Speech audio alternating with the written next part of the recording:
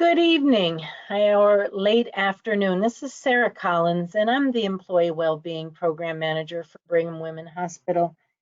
And I'm a part of the Office of Employee Engagement and Wellbeing with Human Resources. But we have had these series that Harvard University Employees Credit Union has put together for us this whole month, the last 2-3 weeks now. And this is our final one in the series that's COVID related. And we're going to continue this series in July with 3 new topics. So keep your eyes open. But I do want to thank Magdalia Gomez and Sarah Scruggs for putting these together. And they'll be our presenters again today. So I thank you for joining us today as well. And if you have any questions, please reach out to Sarah Collins. My email can be posted later on if you have any questions. So thank you, Magdalia and Sarah, and take it away. Thank you, Sarah Collins. Hi, everyone. My name is Sarah Scruggs. I am the Community Engagement Specialist at Harvard University Employees Credit Union, and I am glad to be here today with all of you. Later on, Magdalia Gomez will join me and finish up our presentation. And so I want to make sure that we are all on the same page about today's format. We'll talk a little bit about improving your money habits using some different behavioral economic theories. So hopefully you can apply these to your life, not only now, but in the future as well. We have gone ahead and muted everyone on the call, except for me and Magdalia, so that hopefully you can hear the correct information during all of this, and you can hopefully enjoy maybe a snack while you're listening along. But we don't want to make this any less interactive than a normal presentation in person would be. So please don't hesitate to use the questions feature. It's either going to be on the right-hand side of your navigation or on the top, depending on how and what you logged in with. And so to make sure, number one, that you can hear me, and number two, that you know how to use the questions feature, if you could just let us know in the questions box where you are joining us from today, that'd be wonderful.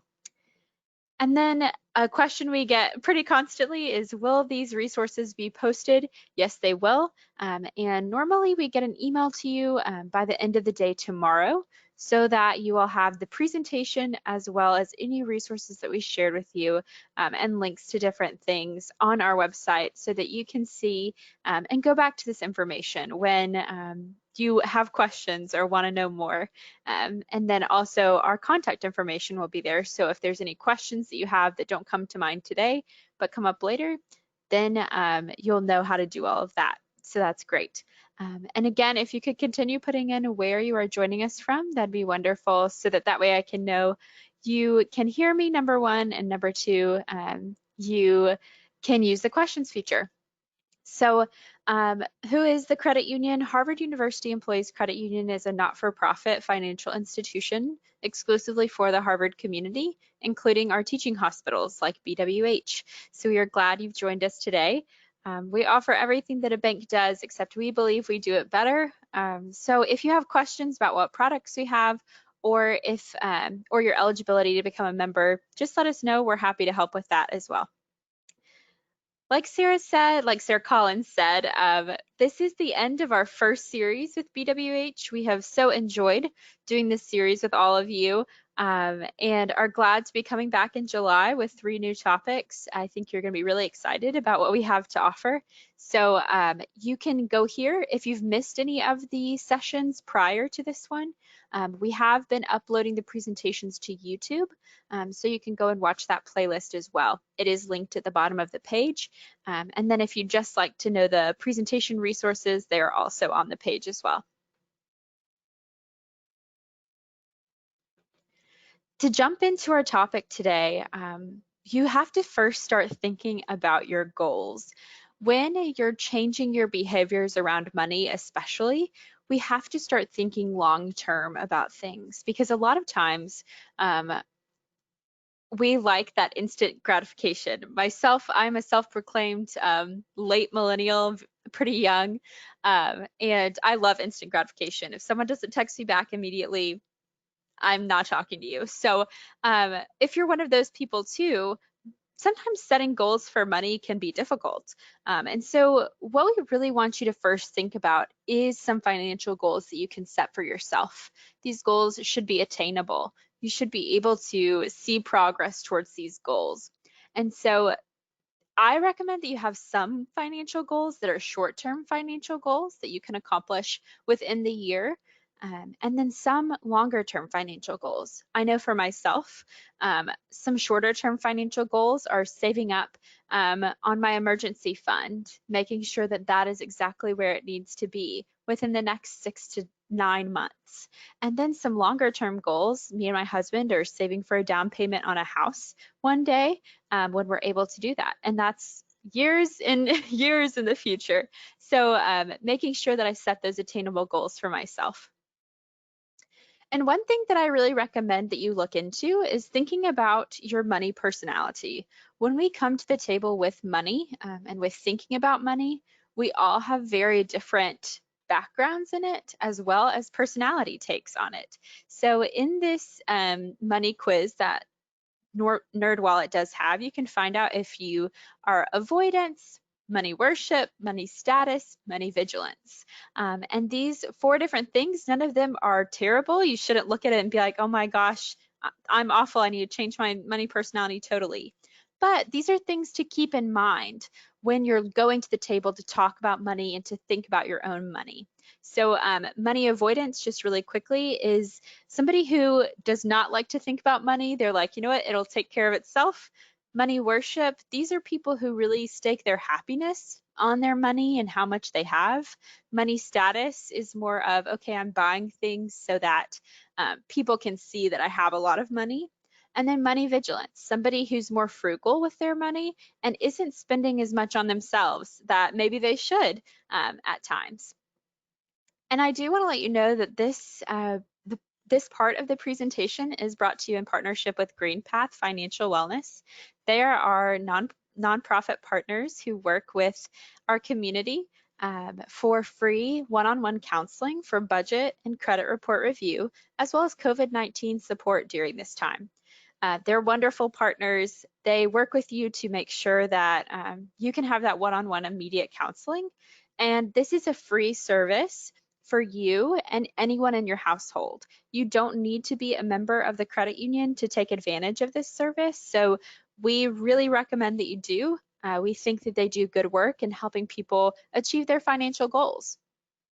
And so we'll get started with our stories for today, talking a little bit about behavioral economics, which is a full field of study in psychology about how our mind works around money, because it seems pretty different than how it works around a lot of other things. And GreenPath actually has a person on their staff who does this work themselves. So I think that's really wonderful when you're thinking about counseling through money issues or money troubles, or even just coming to the plate not knowing much about your finances. So to start today, we'll talk about tunneling. These past few months, really our entire mindset has been on, what do we do to keep ourselves safe right now? That is tunneling. You're only thinking of the emergency. You're really not able to think outside of that into the larger picture. I know for myself, there have been days where all I can think about is, oh my gosh, how many times have I washed my hands today? I need to make sure I wash my hands more. And so we want to make sure that when we're thinking about our money, we're not only thinking about the emergency right now that's at hand, but we're thinking about the big picture. What's going to set us up for success in the future? And so this can look like a lot of different things, but I think during this time, I know for myself, it was, I need to make sure that I have an emergency fund so that if I do lose my job, I know exactly what I need to do. I have that money to be able to get us through until the next time I can get that money. So I know for myself, I needed to think big picture as well. Okay, so what am I actually saving for in this emergency fund? What are those big picture items? So really making sure that you're taking in that whole big picture and not just the emergency. The next thing that can happen to us is decision paralysis. When there are too many options on the table, we just don't make a decision at all. We just stand in fear of it. I know this is a big one for myself. A lot of times I take no action on things just because there are too many options. And so when you're looking at this based on the coronavirus emergency that we've been in, this may look like, okay, your employer is now offering, 12 webinars a week, and you got 12 different credit card offers for balance transfers, and you're thinking about all of these things, and it's just easier if you don't do anything at all. First of all, you've made the first step in overcoming this by coming to one of the webinars and learning more about it, so that's great. You can check that piece of it off your list. But what I recommend is that you look at what things maybe you haven't been thinking of when it comes to finances because you just don't know about it. That can really hold us back from making really good financial decisions for ourselves and for our families. The next thing is planning fallacy. We think, okay, that's not going to take a ton of time for me to do. I'll get it done, no problem. This happens to me with cleaning. In the evenings after dinner, we have just a mound of dishes. How did two people make that many dishes? I don't know. But I think to myself, oh, I can watch one more episode of this TV show and then I'll go in and clean the dishes. By the time that comes, I just don't do it because, it takes way too long and I'll be up way too late. And so what does this have to do with money? Well, a lot of times you think to yourself, I'm definitely going to pay off that credit card this year, within the year, so that I can take advantage of that great low interest rate on my balance transfer. And then we end up not paying it off within the year, and that balance transfer doesn't really help us at all get that low interest rate. And so what I recommend for you is that you make sure when you're putting a plan into place, you have actionable dates and times where you can make sure you're doing this thing. And so that you don't fall into that planning fallacy of, oh, I'll get to it because it's not going to be too bad, not going to be too long. There's goal gradient theory, which is one that I am highly motivated by. For myself, I have to set small goals so that I can achieve something. Even if that is a larger goal, I split it up into bite-sized pieces because once I achieve something, it gives me more opportunity to get closer to the larger goal. So once I'm closer to that goal, I'm going to work harder to achieve it. So I don't know about you, but I put everything on my to-do list, and then I get to check it off when it's done, even if I've already done it. Because for me, checking it off brings me that sense of, okay, I've done this. So maybe you're like me and you're saving up for your emergency fund and you've never had an emergency fund before. And you look at the number that's 6 months of living expenses, and for you, that is just not doable right now. But we can set smaller goals to get us to that larger goal. And so those smaller goals may look like, okay, I want to save $100 a month towards my emergency fund. So once you start to get closer and closer to building that up every single month, you'll get closer and closer to that goal and you'll want to save even faster. So I encourage you, make these small goals so that you can achieve your large goal in a shorter amount of time. And then the last thing that I want to speak about before I hand it over to Migdalia is pre-commitment. These are decisions that you're making right now to help your future self. We talk a lot about future you. It's difficult to know what future you will want or need, but it's a good course of action to go ahead and set up roadblocks for yourself when you do have temptations happening. So what does this look like in the time of this pandemic?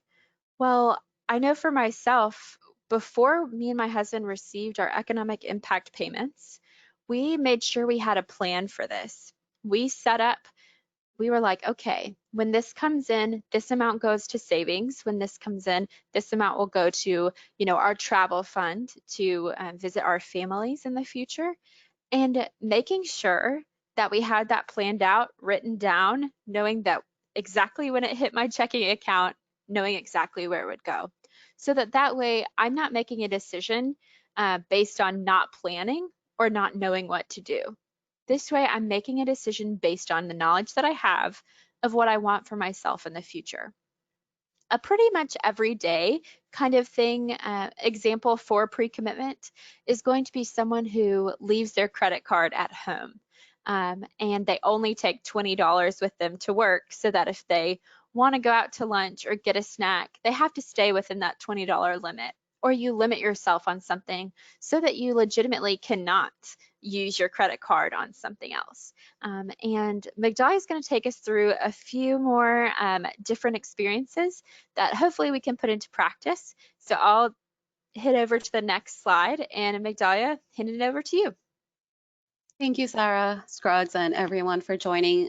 As Sarah mentioned earlier, if there are any questions, you can use the questions panel. I'll go through a couple of my recommendations when it comes to credit card and our behaviors and what we can do, especially during times of COVID-19 and as we're adjusting to either new budgets or the uncertainty that we're experiencing.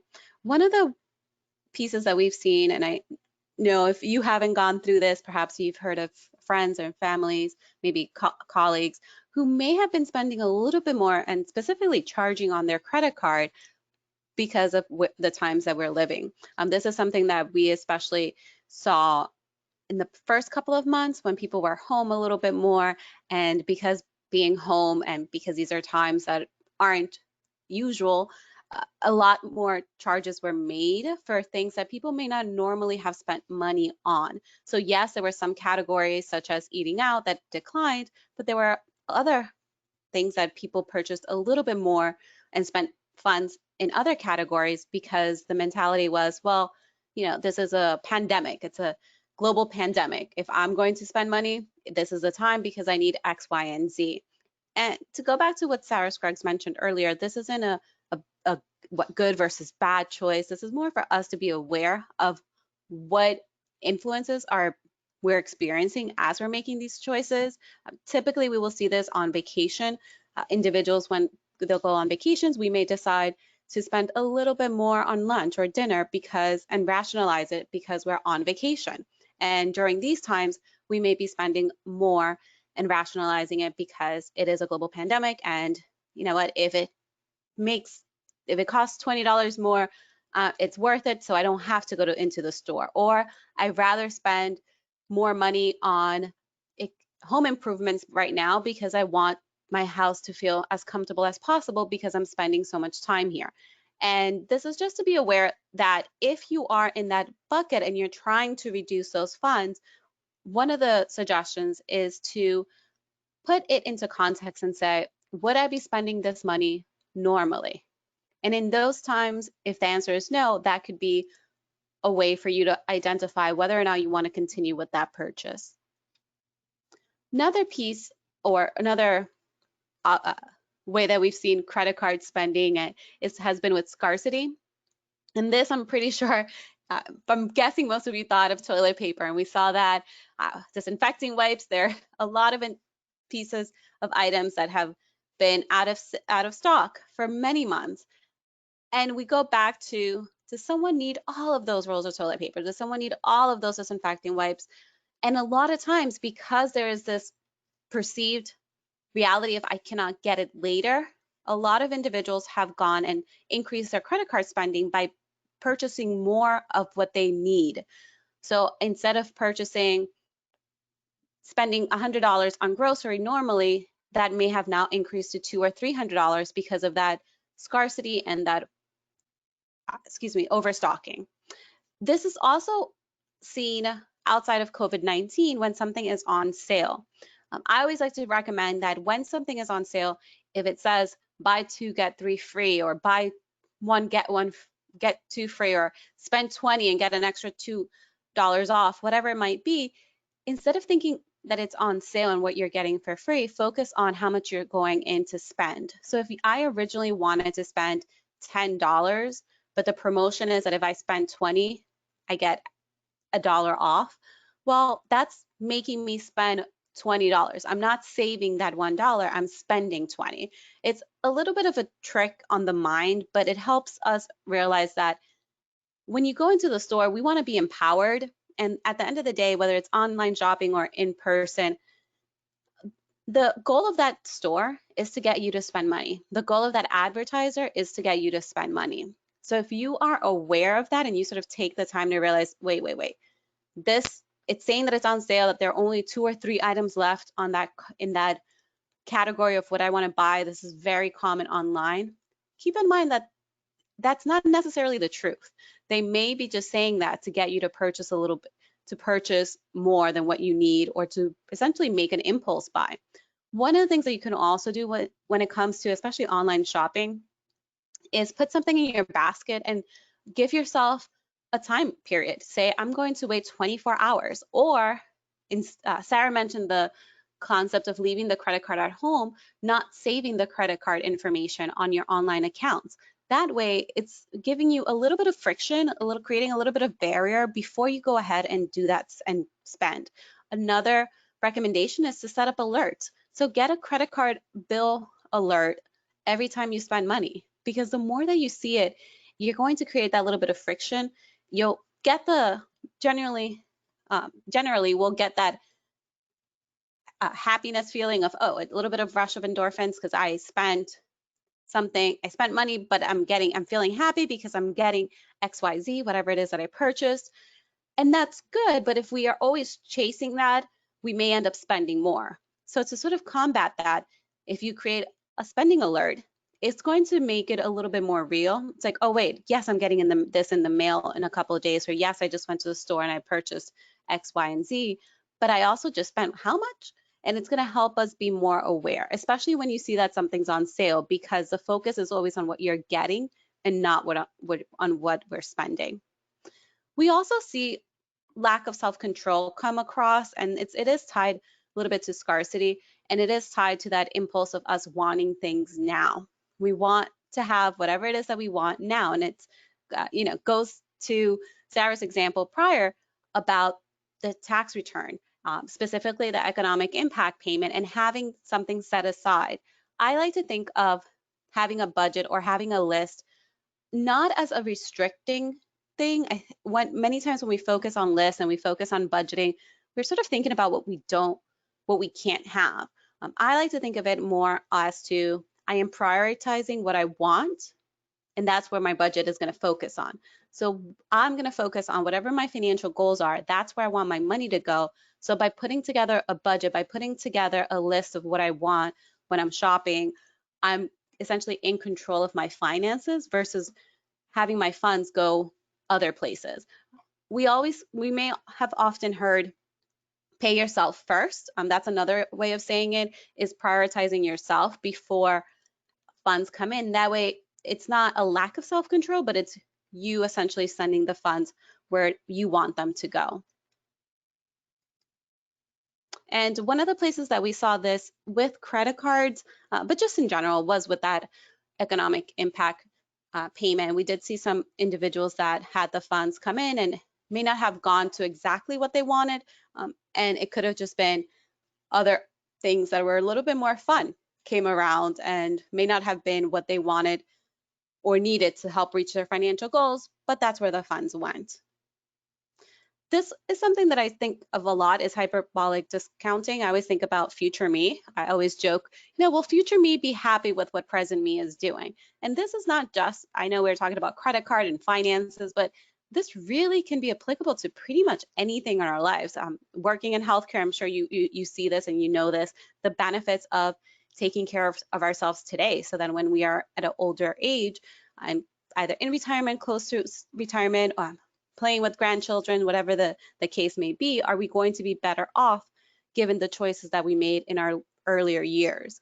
Now, when it comes to credit card spending, we've seen this amongst COVID, people spending a little bit more. So as I mentioned earlier, and I'll actually talk a little bit about this in the other slide, of just, I need this now, and I know that I should probably not spend as much, but I need it right now. And it is true, there are going to be things that for our mental health, we may need to invest a little bit of money and budget some of our funds to things that are going to bring us joy when we are socially distancing. It is challenging. So yes, maybe it is that we spent a little bit more for a nicer phone so we can conference video chat with our family and friends, or maybe it is that we get a nicer bed or whatever it might be, a television, whatever it might be, to make our homes more comfortable.